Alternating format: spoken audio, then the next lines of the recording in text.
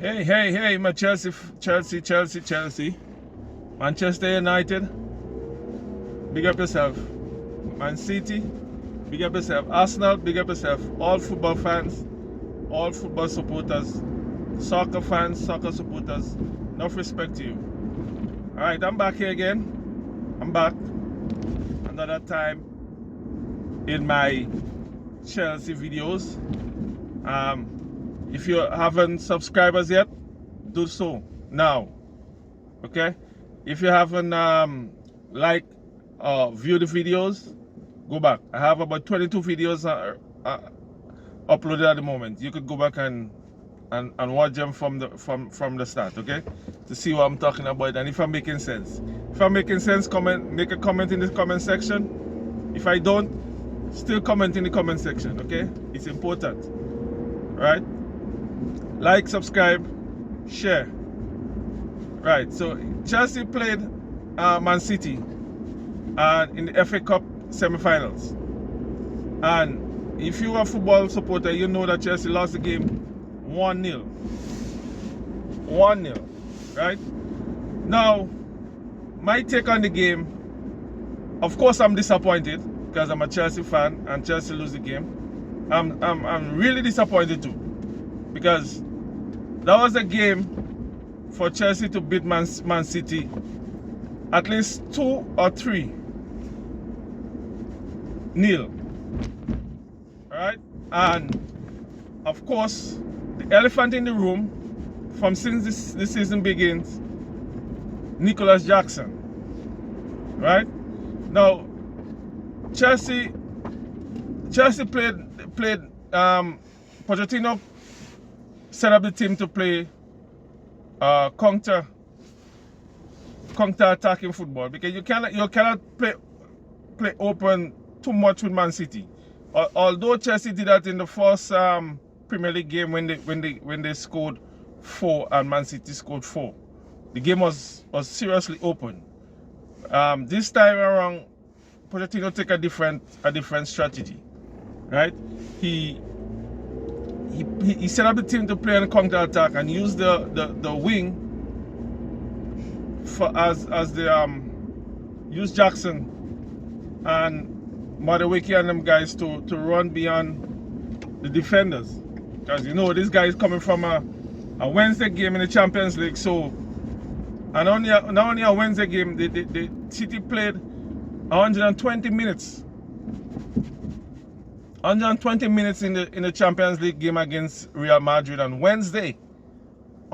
So naturally they were tired, but they didn't in the first 10-15 minutes of the game, they didn't show any tiredness until in the middle of the game when Chelsea started getting a hold of the game. And Chelsea got a hold of the game and didn't take the chances. Nicholas Jackson, I've been talking about him and Enzo since the season start. Nicholas Jackson did not take the chances that he got. 3 chances. First one, he's looking at the goalkeeper in his eyes. He's seeing the goalkeeper white in his eyes, literally, like eyeballing the goalkeeper. The first time, first chance. Try to go around the keeper, make a back pass to Man City, which is like you one-on-one with the goalkeeper. The defender is like 2 or 3 steps behind him. He has to bury the ball in the back of the goal, right? And we know the other chances that he got in the second half. One header that he headed back to the keeper, and one before that the keeper made a save. Like, it is frustrating. It is frustrating from a supporter's point of view that you're seeing this guy getting all these chances in a game like that, in a semi-final game in Wembley, and cannot take his chances. And it's the same Jackson that was fighting for a penalty against Everton, beating Everton 6-0, right? Everton, you know, and fighting to kick penalty. And when you get chances, like, you cannot score it. Right? Jackson have a lot of skill. He got speed. He fights. He literally like fights with the defenders. Like, he take them on to get the ball. He has that. He has a speed. He has some skills. Okay, he could turn with the ball and dribble and so on. He have that, but his finishing is lacking big time. He's not composed in front of goal. If he only get that going, then he's gonna be a deadly striker in the future. But he's not gonna get a chances on them in the next season. Jackson would not get them chance because Chelsea gonna buy a striker, and hopefully they buy someone who has proven themselves, someone who has proven themselves in scoring goals. Hopefully Chelsea gets someone like that. Maybe maybe a more experienced person. Let's see what will happen in the offseason, right? But Chelsea, and if Chelsea get a prolific striker, Jackson, two things. Either let Jackson learn from the person and improve his game, or he's going to spend a lot of time on the bench. Because he's not, for now, he's not a person. He's not a person to lead Chelsea to win championships and to win cups and so on. He's not a person. He don't have it in front of goal. The composure in front of goal, he lacks it big time. Right? So let's see what will happen in the offseason when Chelsea buy another striker. Right? In my view, Chelsea is like maybe three players away from competing at the top of the table. Because if you pay attention, the team is improving. Pochettino, the team is improving. The team is getting better, right? But there's maybe three players away from really showing where Chelsea can go, right? Now, another player that I have a serious problem with, and I think he should maybe consider leaving Chelsea too, is Enzo Fernandez. Enzo won the World Cup with Argentina. With playing alongside Lionel Messi and a lot of experienced guys in that team.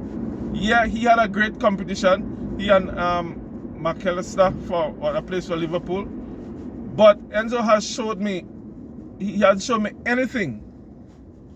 And mind you, Chelsea paid $100 and something million for him, right? He's one of the highest paid players on the team. And this guy hasn't shown me anything that warrant that $100 and something million. Nothing.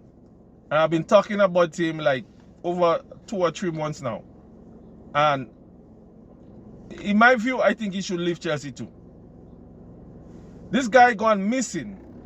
He's supposed to be one of the stars on the team. And this guy got missing in an FA Cup final yesterday. Missing. No influence on the game. Going through the motion. Gone missing, bro. Missing. Enzo Fernandez. Supposed to be, as I said, supposed to be one of the top players on the team. Gone missing. Nowhere to be shown. Time for leadership, nothing. He has no leadership on Chelsea team. None. Because when time for leadership, he's supposed to be the one. You know what? Give me the ball and let me work my magic. Nothing. Palmer, as we all see, Palmer is the one that has that leadership role on the team. Right? Because he's the one that been stepping up and asking for the ball and doing his thing. Enzo costs way more than Palmer. Right? So it's two things. I've seen enough of him. He's like 100. He's like he's been in Chelsea like a year and maybe 6 months already. So I've seen enough that make me say something like that. That I know he would not be so much a impact player in the future at Chelsea. Caicedo is coming to his own, right? So yeah, you have a couple of game patches now and then, but he's coming to his own, and he's also $100 million player, right? Caicedo, both of them in the midfield. Now, yesterday there were three $100 million player, three. One for Man City, which was Jack Grealish, right? And you have Chelsea at two in the midfield. Going forward in the future, I think Chelsea should get a defensive midfielder. A defensive midfielder, defensive-minded midfielder. A kind of N'Golo Kante kind of midfielder to work alongside Caicedo.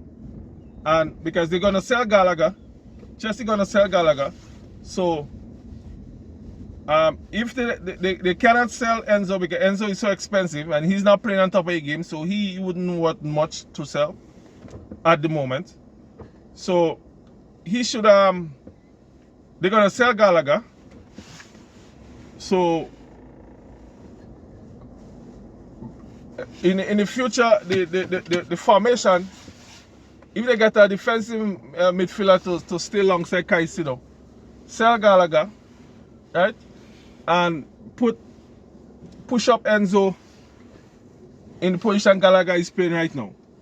Because the reason why I said against Everton, Gallagher and Caicedo, because Enzo was injured, so he wasn't on the team, right?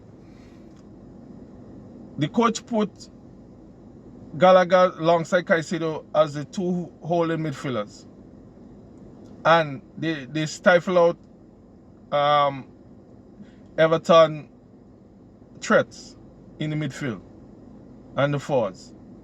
And that showed me that is a better position for Gallagher. Because Gallagher he runs a lot, he presses a lot, and to me, I think he's more suited as a holding alongside Caicedo than where he is up there. And put Enzo in front of him. Right? But the coach sees it different. And he get paid a lot of money to make decisions like that. So that's on him. I'm not knocking the coach, right? But yeah, going forward, Chelsea needs maybe, in my view, three players: a striker, a prolific striker. There's a few who could come to mind right now. There's one guy who plays for a team in Germany. I think it's Frankfurt or some team in there. Is a tall, probably an African, played for maybe one. I have to do my research on him though.